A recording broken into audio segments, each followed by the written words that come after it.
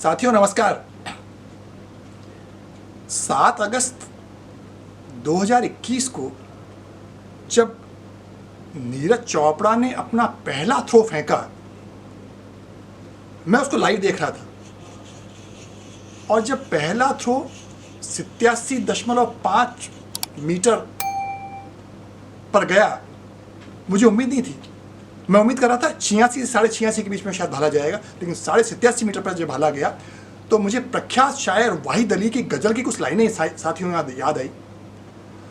और ये भी एक संयोग कहा जाएगा कि पहले थ्रो में मुझे वो गज़ल की लाइनें याद आई और जब आखिरी थ्रो फेंक रहा था तो इस देश के एक प्रख्यात मीडिया चैनल के एंकर ने भी उन्हीं लाइनों को दोहराया। तो साथियों पहले मैं उन लाइनों को दोहराता हूँ। वाहिद अली की गज़ल की कुछ लाइनें मुझे बहुत अच्छी लगती हैं। वाहिद ने कहा कि द्वंद्व कहाँ तक पाला जाए, द्वंद्व कहाँ तक पाला जाए और युद्ध कहाँ तक टाला जाए। द्वंद्व कहाँ तक पाला जाए, युद्ध कहाँ तक टाला जाए, और तू भी राणा का वंशज है, फेंक जहाँ तक भाला जाए। तू भी राणा का वंशज है, फेंक जहाँ तक भाला जाए, और दोनों तरफ लिखा भारत हो, सिक्का वही उछाला जाए। तो साथियों, जब मैंने इस देश के सपूत को जब उस ऊंचाई पर बहुत भाला फेंकते हुए देखा तो मुझे जहन में दूसरी एक बात और याद आई कि अगर आप राणा के वंशज हैं तो फिर आपको सिद्ध करके भी बताना पड़ता है कि आप राणा के वंशज हैं। और सिद्ध करने का एक ही तरीका है और वो है कि आपके भाले की नोक सही होनी चाहिए और भाला फेंकने की क्षमता आप में अप्रतिम होनी चाहिए।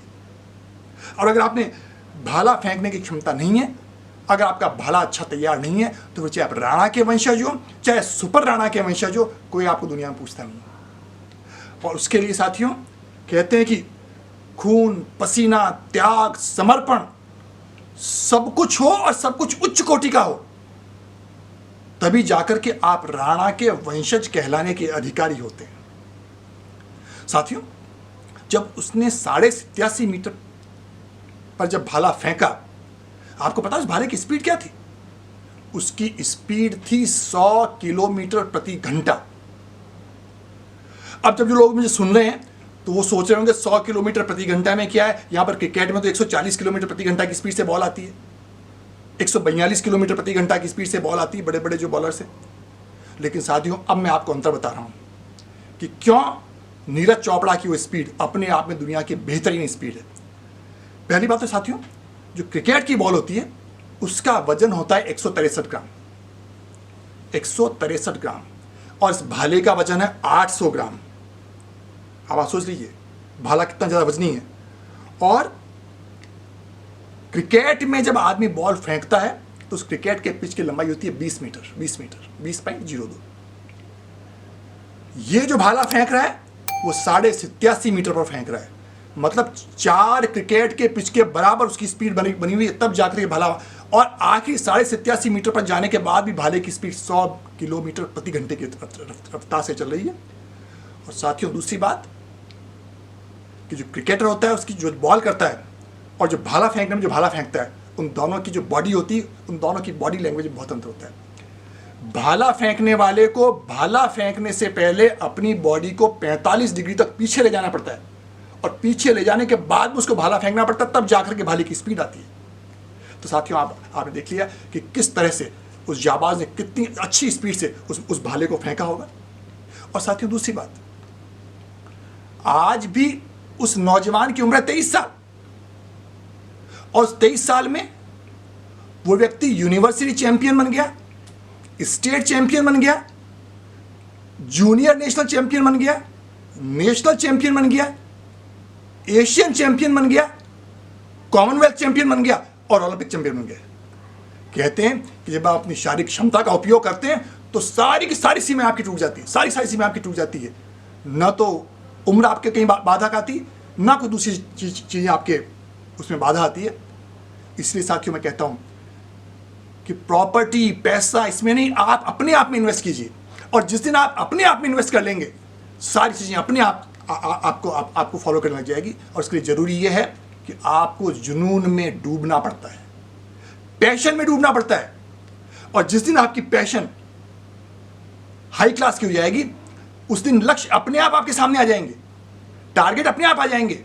परेशानी ये है कि सबसे पहले हमारे को टारगेट के बारे में सोचने लग जाते हैं। अरे पहले आप जुनून पैदा कीजिए, पहले पैशन पैदा कीजिए, और जब आपकी पैशन होती है तो कहते हैं ना कि फिर पूरी कायनात आपको उस टारगेट तक पहुंचाने में मदद करने लग जाती है। पूरी कायनात आपको मदद करने लग जाती है। और कायनात कैसे मदद करती है साथियों? यूनिवर्सिटी उसके सपोर्ट में आ गई, हरियाणा गवर्नमेंट उसके सपोर्ट में आ गया, स्पोर्ट्स अथॉरिटी ऑफ इंडिया उस आदमी के सपोर्ट में आ गई, प्राइम मिनिस्टर ऑफिस के सपोर्ट में आ गया, और बढ़िया से बढ़िया देश के विदेशी कोच उस आदमी के सपोर्ट में आ गए। आपका जिस दिन पैशन अच्छी खासी हो जाएगी, उस दिन सारे लोग, सारी दुनिया, सारी कायनात आपको उस लक्ष्य तक पहुंचाने में अपने आप मदद करने लग जाएगी। आपको कुछ सोचने की जरूरत नहीं है। साथियों, पिछले 5 वर्षों में उस आदमी का जुनून कितना तगड़ा होगा कि कहते हैं कि कई बार इंजरी होती रही, 6 महीने अस्पताल में पड़ा रहा, लेकिन उसने अपने जुनून को कभी भी कम नहीं होने दिया। मुझे प्रसून जोशी को लाइनें याद आती है। वो कहते हैं कि लक्ष्य ढूंढते हैं वो जिनको वर्तमान से प्यार नहीं है। क्या लक्ष्य ढूंढ रहे हो आप? अरे जुनून में डूबिए आप। लक्ष्य ढूंढते हैं वो जिनको वर्तमान से प्यार नहीं है, और इस पल की गरिमा पर जिनका थोड़ा भी अधिकार नहीं है। इस पल को जीना सीखिए, इस पल की गरिमा पर विश्वास रखिए, और जिस दिन आप इस पल की गरिमा पर विश्वास रखेंगे, जुनून में डूबेंगे, सब कुछ आपको मिल जाएगा, और उस दिन आप नया इतिहास लिखेंगे। और साथियों, इतिहास जीतने वाली कौम लिखा करती है, हारने वाले तो सिर्फ उस इतिहास में कमियां ढूंढा करते हैं, जो कि आज भी हो रहा है। इसलिए जब आप नया इतिहास लिखेंगे, हजारों सालों के लिए, सैकड़ों वर्षों के लिए आप जो है चमकदार हो जाएंगे। और समय की मांग ही होती है कि जुनून ऐसा हो कि आप अपने युग में सबसे ज्यादा चमकदार लगें, सबसे ज्यादा चमकदार लगें। और उसके बाद मैं कई बार कहता हूं कि किसी भी शाहरुख खान के आने से दिलीप कुमार की चमक पैदा नहीं होती। सैकड़ों वर्षों तक भी दिलीप कुमार की चमक वैसी वैसी रहेगी, चाहे कितने शाहरुख खान आ जाए, कितने दूसरे लोग आ जाएं। इसीलिए साथियों, कई बार कहते हैं कि हर दिन इस दुनिया में आपको मोटिवेट करने के लिए नए नए किरदार आते रहते हैं। कभी सचिन तेंदुलकर आता है, कभी नीरज आता है, कभी पीवी सिंधु आती है। भगवान रोज आपके लिए नए किरदार भेज रहा है कि आप मोटिवेट हो जाएं। वो तो अपना किरदार पूरा कर जाते हैं, हम अपना किरदार कितना पूरा करते हैं, ये सवाल आपको अपने आप से पूछना है, आपको अपने आप से पूछना है। और जिस दिन मैं कहता हूं कि आप उस जुनून में डूब जाएंगे, जिस दिन आप कैजुअल अप्रोच रखना छोड़ देंगे, जिस दिन लक्ष्य की तरफ ही सिर्फ ध्यान रखना छोड़ देंगे, उस दिन आप दुनिया को फतेह कर लेंगे। एक छोटी सी कहानी है साथियों। जापान में एक सूमो पहलवान के पास एक यंग व्यक्ति गया। उसने कहा कि सर, मैं आप जैसा सूमो पहलवान बनना चाहता हूं, कितने साल में बन जाऊंगा? तो सूमो पहलवान ने कहा 5 साल में। 6 घंटा रोज मेहनत करनी पड़ेगी और 5 साल में बन जाओगे। उसने कहा अगर मैं 12 घंटे रोज मेहनत करूं तो उसने कहा फिर 10 साल लगेंगे। उसने कहा ये कौन सी गणित? 6 घंटे में रोज काम कर रहा हूं, जब तो 5 साल में बन जाऊंगा, और जब 12 घंटे काम करूंगा तो 10 साल। और उसने कहा अगर मैं 18 घंटे रोज काम करूं तो उसने कहा 20 साल। तो उस यंग लड़के ने कहा सर ये आपकी गणित मेरे समझ में नहीं आई।